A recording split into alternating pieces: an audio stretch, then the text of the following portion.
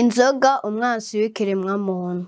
Imigani 23 ku murongo wa 31 gushika kuri 32 havuga ngo ntukitegereze vino iyo itukuye iyo ica ibibatsi mu kirahuri ikamanuka neza uburuhiro iryana nk'inzoka igakomora nk'imvuvyi. Bamwe abavyeyi babanywereyeko inzoga bari mu nda, abandi iyo barize nizo babahoresha ku buryo wasanga umuntu akuze inzoga anywa zingana nayo afise ku mufuko, bikagera naho asaba ideni ry'inzoga atari irya rasiyo, ivyo akabikora umuryango waraye ubusa. Bwaca kabiri za nzoga zikamutera urupfu.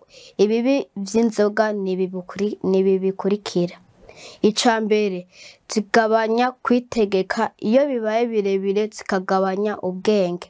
Ica kabiri, zimara ubutunzi bw'umuryango. Ica gatatu, zishobora kugutera ingwara ukahakura urupfu. Ica kane, zikwambura ijambo mu bantu. Ica gatanu, umunywi w'inzoga asaza vuba agapfa vuba kandi nabi. None inzoga uzikundira iki? Imana iguhe kuziheba mw'izina rya Yesu.